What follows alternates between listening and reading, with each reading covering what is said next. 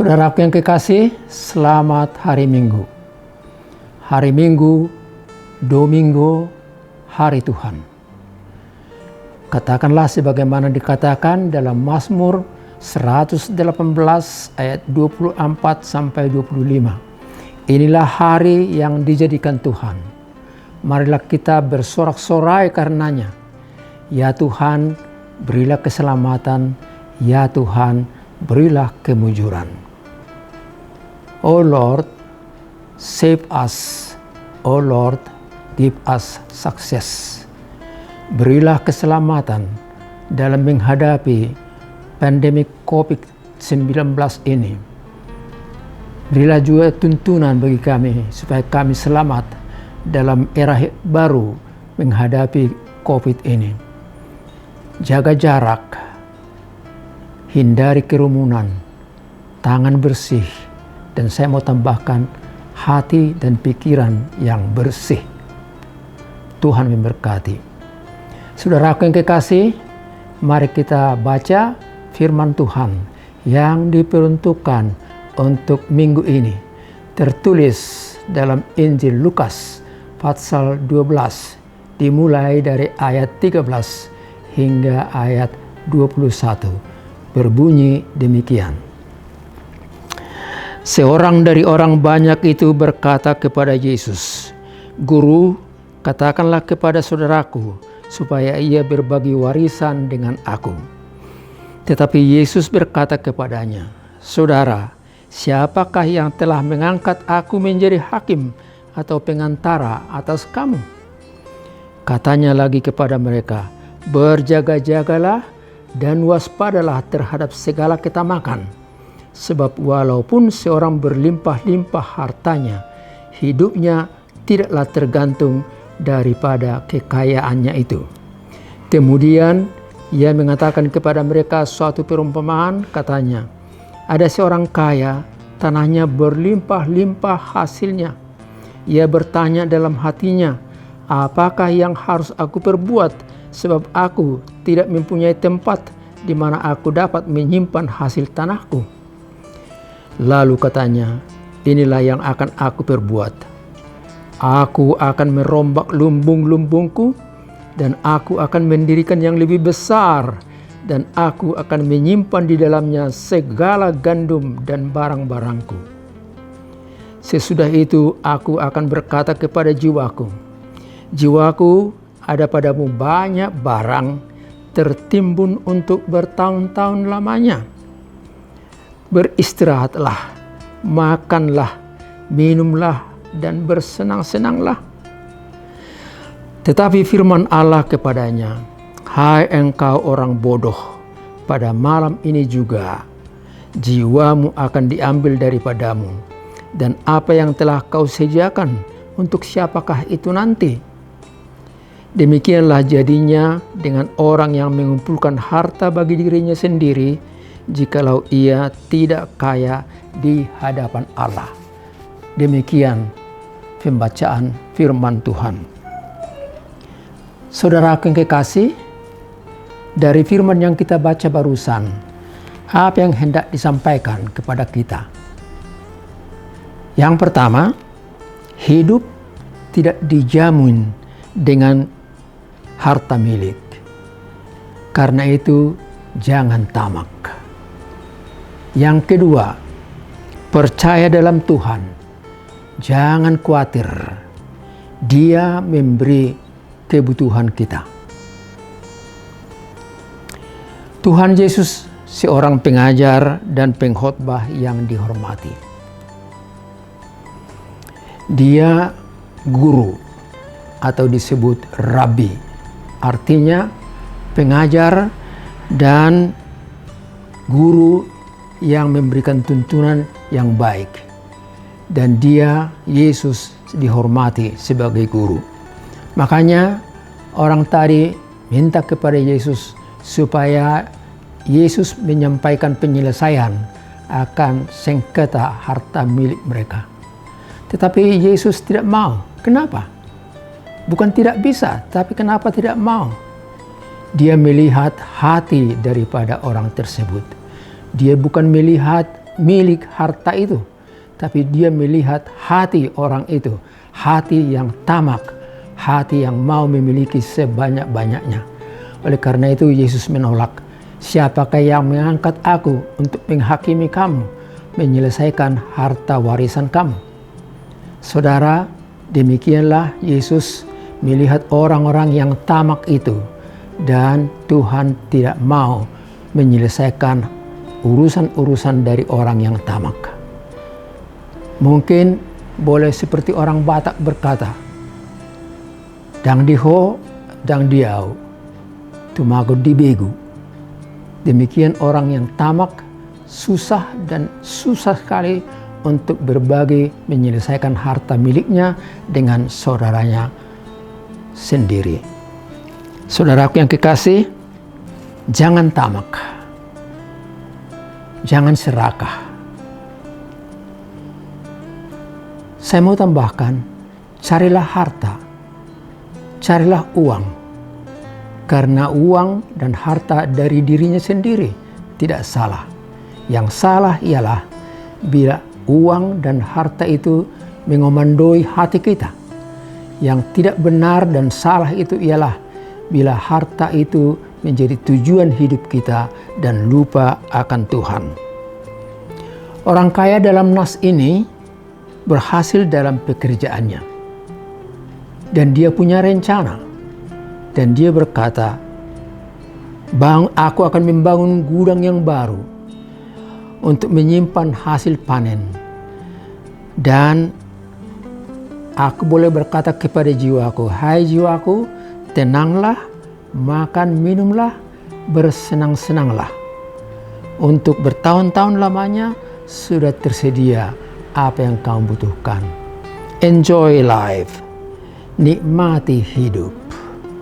Bersenang-senanglah, uang banyak melimpah. Tapi dia lupa bahwa hidupnya bukan dia yang mengatur. Tidak tahu dia bahwa Tuhan menentukan perjalanan hidupnya. Bahwa Tuhan boleh memanggil dia dengan tiba-tiba mati, sudden death. Orang yang kaya materi tetapi miskin rohani, demikian orang dalam perumpamaan ini.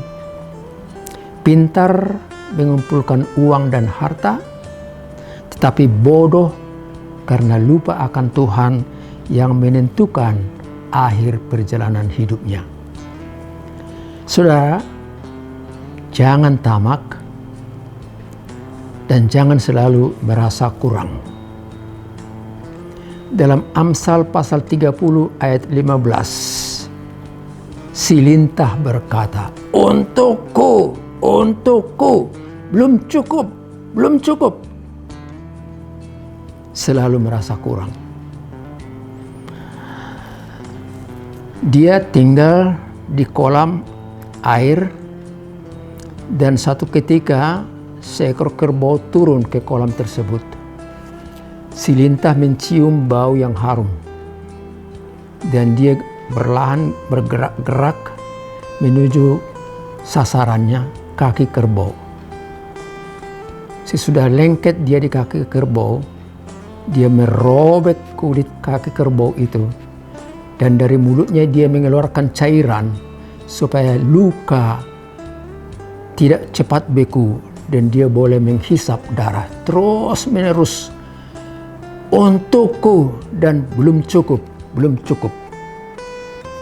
Sampai satu ketika si kerbau berangkat dari kolam air tadi menuju darat, tapi si lintah lengket terus dan menghisap, belum cukup. Akhirnya sesudah di darat, dia jatuh kepanasan dan mati dilindas mobil orang. Itulah gambar daripada orang yang serakah, yang selalu merasa belum cukup. Saudaraku yang kekasih, jagalah hatimu. Karena hati itulah yang mengendalikan keinginanmu. Seneca berkata, Nicht wer wenig hat, sondern wer viel Wunsch ist arm. Artinya, yang miskin bukan orang yang memiliki sedikit, tapi yang miskin ialah orang yang keinginannya banyak. Sudah kaya, tapi selalu berkeinginan yang inilah, yang itulah, dan seterusnya, sehingga selalu merasa kurang dan selalu merasa miskin. Saudara yang kekasih, kadang-kadang banyak juga orang yang merasa kurang. Sudah remunerasi, gaji dinaikkan, tetapi masih senang menerima sogokan. Sudah bagus posisi, tetapi senang dengan korupsi. Akhirnya KPK, polisi, dan diadili, kemudian dia masuk bui. Saudara aku yang kekasih, Mahatma Gandhi berkata, ada 7 dosa sosial yang nampak dalam masyarakat. Apa itu? Yang pertama, politik tanpa prinsip. 2, kaya tanpa kerja. 3, perdagangan tanpa moralitas. 4, kesenangan tanpa hati nurani. 5, pendidikan tanpa watak. 6, ilmu tanpa kemanusiaan. 7, ibadah tanpa pengorbanan. Biarlah itu menjadi masukan bagi kita.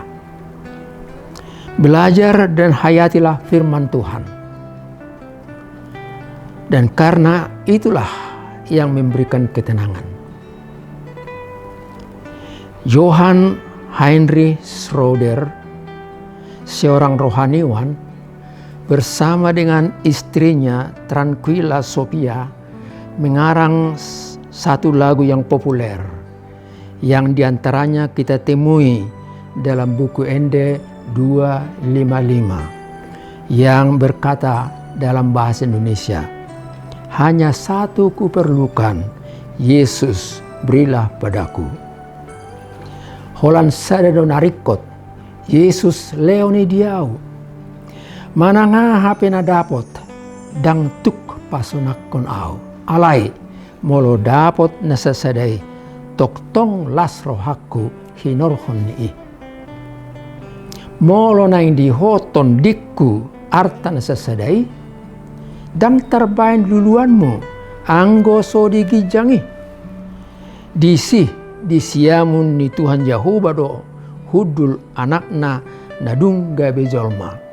Ibana do jambar nasundeng gani atong otodikku jalahimai.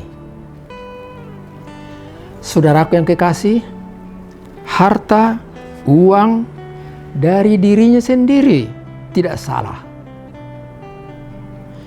Karena itu, carilah, bekerjalah, berupayalah dengan jujur untuk itu. Itu semua materi, itu semua benda mati. Itu melayani, bukan mengomandoi hatimu. Dia alat, bukan pengendali. Milikilah, tetapi jangan lupa untuk berbagi, untuk memberi. Saya yakin setiap hari kita berdoa. Tapi saya mau tambahkan supaya doa kita lebih lengkap. Katakanlah begini dalam doamu. Ya Tuhan, berilah kami berkat, tetapi ajari kami menjadi berkat bagi orang lain. Berilah kami rezeki, dan ingatkan kami untuk berbagi. Kami senang menerima, tapi ingatkan kami untuk suka memberi. Tolonglah kami dan siapkan kami untuk menolong orang lain. Ampuni kami dari dosa dan kesalahan, dan kami bersedia untuk memaafkan orang lain. Karena apa? Karena hidup ini menerima dan memberi. Di dalam Kristus Yesus Tuhan kami berdoa dan mengucap syukur. Amin. Saudaraku yang kekasih, pesan kedua, percayalah dalam Tuhan dan jangan khawatir, karena Dia memberi apa yang kita butuhkan. Dalam lanjutan firman ini, Tuhan Yesus mengingatkan kita untuk tidak khawatir dalam hidup ini. Dia berkata, "Lihatlah burung di udara, tidak punya lahan, tetapi dia hidup karena dipelihara Tuhan. Lihatlah bunga di padang yang umurnya tidak panjang. Hari ini mekar, cantik, tapi minggu depan sudah layu dan mati. Yang itu pun dipelihara Tuhan penciptanya. Apalagi manusia, mahkota ciptaan Tuhan, pasti dipelihara, pasti diberi apa yang mereka butuhkan. Jangan khawatir dan jangan katakan, bagaimana nanti, bagaimana selanjutnya. Oh Tuhan, ajarilah aku hikmat sejati. Oh God, du lere mich die Wahrheit, die Klugheit in Jesus." Saudara, Tuhan selalu memberi apa yang kita butuhkan dan bukan atas apa yang kita inginkan. Banyak yang kita inginkan, tapi Tuhan memberikan yang kita butuhkan supaya kita hidup, supaya iman kita tumbuh, supaya kita tetap bersama dengan Dia.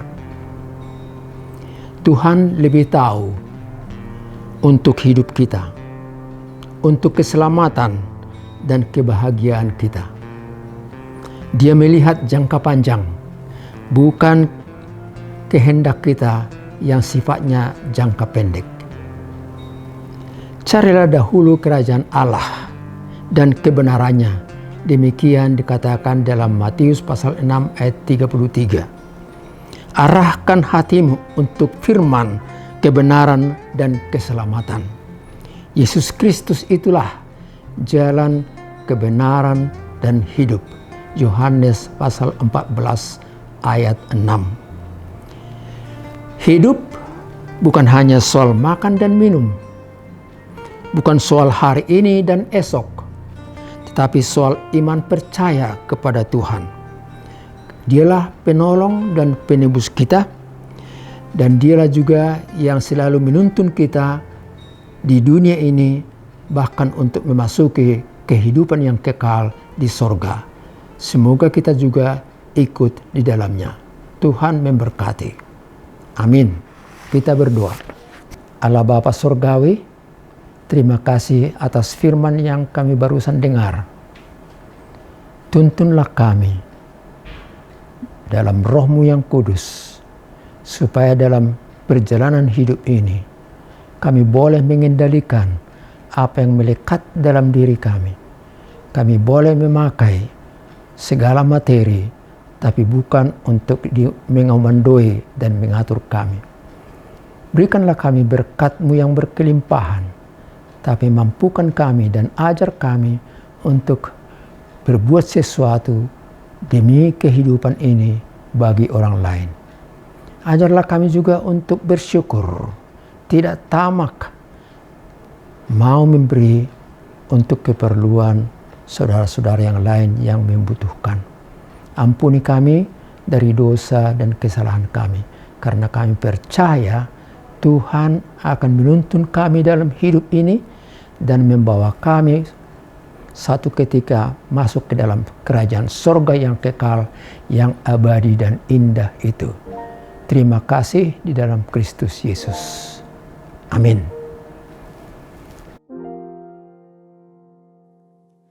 Kau Allah yang setia,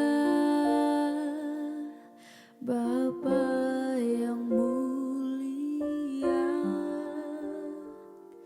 kasih-Mu besar Tuhan,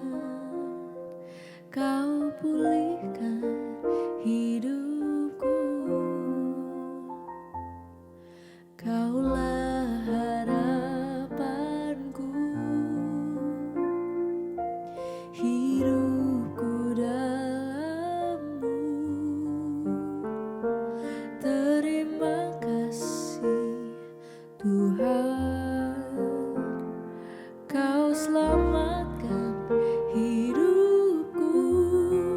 Dengan apa kan ku balas segala kebaikanmu? Segenap hatiku menyembahmu Yesus, ku bersyukur padamu selamanya.